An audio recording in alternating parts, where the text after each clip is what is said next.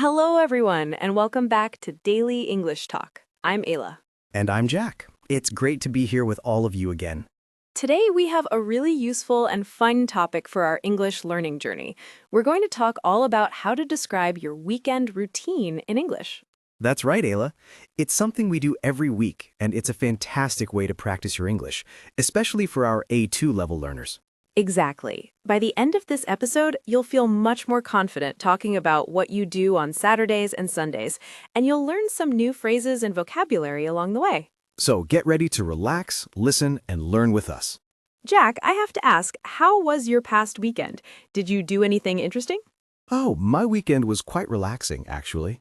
On Saturday morning, I usually sleep in a little, maybe until 8 or 9 a.m. Then I make myself a big breakfast. Oh, I love a good weekend breakfast. What did you make? This time it was scrambled eggs with some toast and coffee. Simple but delicious. What about you, Ayla? Any exciting weekend plans or recent activities? Well, my Saturday started a bit earlier. I went for a long walk in the park. The weather was beautiful, so it was really refreshing. I even saw a few squirrels chasing each other. That sounds lovely. I often think about going for a walk, but sometimes I just get caught up in other things like watching a new series or just enjoying a slow start to the day. I know what you mean. After my walk, I spent some time reading a book. It was nice to just sit quietly and enjoy the story. It was a mystery novel, and I couldn't put it down. That's true. Sometimes a quiet weekend is the best kind. On Sunday, I met up with some friends for lunch. We tried a new Italian restaurant downtown. Oh, how was it? Was the pasta homemade? It was fantastic.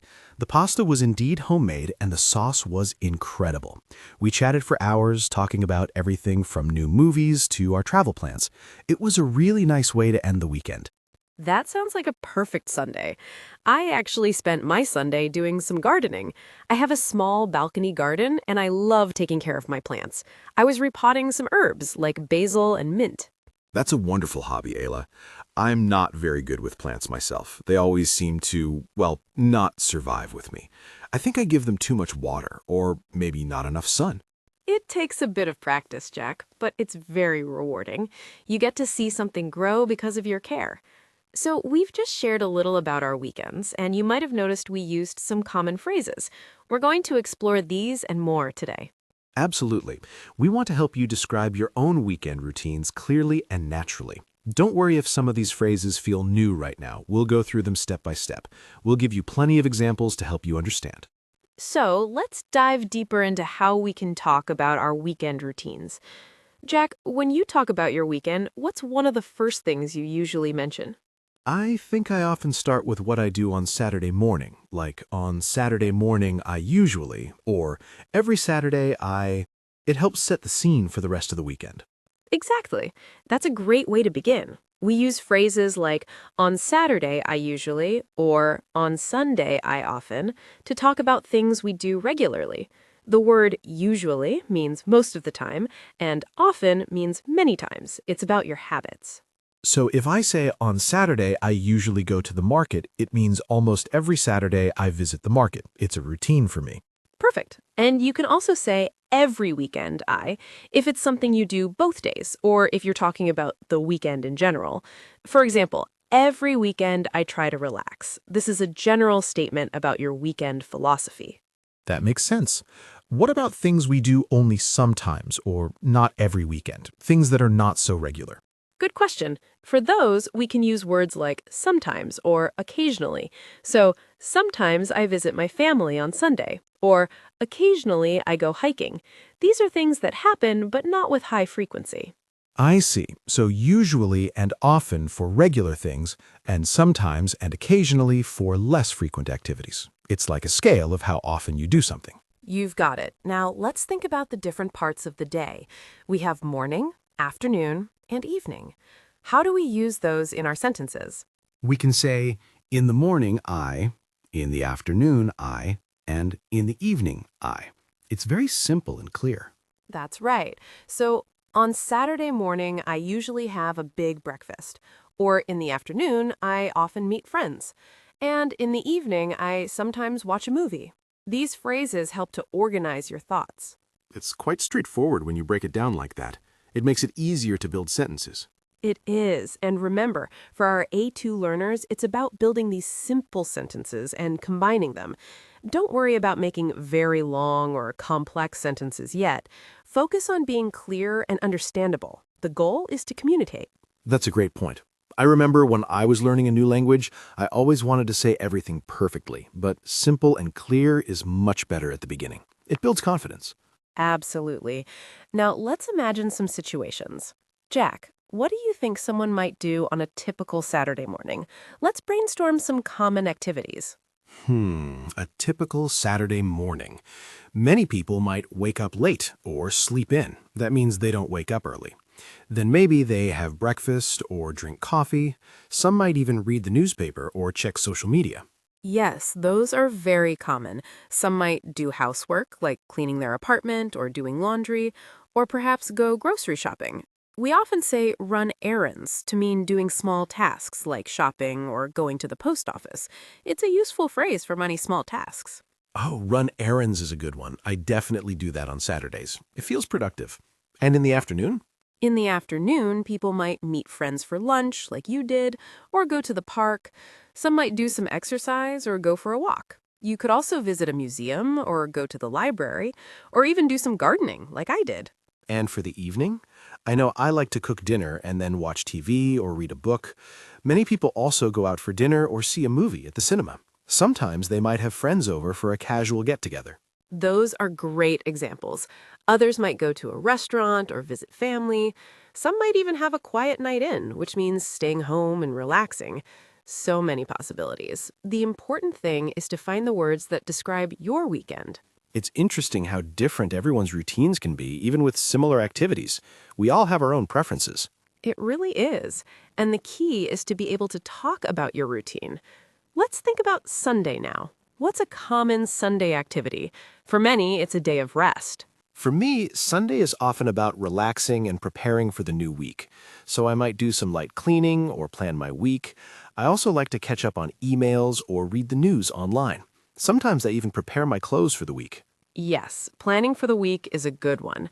Many people also spend time with family on Sundays or go to a cafe. Some might do hobbies like painting or playing music. And a very common one is prepare meals for the week ahead. This saves time during busy weekdays. And of course, just relax at home. That's a very popular Sunday activity. You might take a nap or listen to music or simply do nothing at all, which is also perfectly fine. It certainly is. So when you're talking about your weekend, you can pick and choose from these activities and use the time phrases we discussed. For example, on Sunday afternoon, I usually relax at home and read a book. Or, every Saturday morning, I run errands and then meet friends for coffee. You can combine them to make your sentences more descriptive. That's a perfect example, Ayla. It's clear and easy to understand. And remember, you can mix and match these phrases to describe your unique weekend. Don't be afraid to experiment with different combinations. Now, let's listen to how some of these phrases sound in short, realistic dialogues. Imagine you're talking to a friend. Listen carefully to the flow of the conversation. Hey, Ayla, what did you do last Saturday? Oh, last Saturday I went to the market in the morning. I bought some fresh vegetables. Then in the afternoon, I met my sister for coffee. We talked for a long time. Sounds nice. And on Sunday? On Sunday, I usually relax at home, but last Sunday, I went for a bike ride with my friends. It was a beautiful day, so we rode along the river. What about this one? This is a common question you might hear. Do you usually work on Saturdays?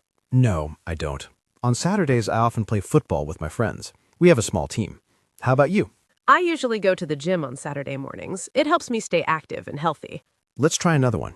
Imagine you're talking about your plans for the upcoming weekend. This is a great way to practice future tense, too. What are your plans for this weekend, Jack? This Saturday, I'm planning to catch up on some sleep in the morning. I'm really tired. Then in the afternoon, I'm going to help my neighbor with their garden. They need some help planting flowers. That's very kind of you. And Sunday? On Sunday, I'm going to prepare some meals for the week ahead, like some healthy salads. And in the evening, I'll probably watch a movie with my family. We haven't decided which one yet. See how natural that sounds? We're just using simple sentences to describe our activities and plans. It's all about making it sound like a real conversation. Exactly. And you can imagine yourself in these situations. Try to think about what you would say. Don't be afraid to use these phrases in your own conversations. The more you practice, the easier it becomes. Jack, earlier we used some words that are really helpful for talking about routines. Can we revisit a few of them and add a couple more? These are very important for expressing frequency. Absolutely, Ayla. Let's talk about usually. We use usually to describe something we do most of the time, something that is typical for us. It's a strong habit. So if I say, I usually drink coffee in the morning, it means it's my normal habit. I do it almost every day. Precisely. It's not 100% of the time, but it's very common for you. Another useful word is often. Often is similar to usually, but maybe a little less frequent. It means many times, but not always. So, I often go to the cinema means I go many times, but maybe not every week, perhaps once or twice a month. That's a good way to think about it. Now, for things that happen less frequently, we have sometimes. Sometimes means on some occasions, but not always. It's in the middle of the frequency scale. Like, sometimes I cook a big dinner on Sunday.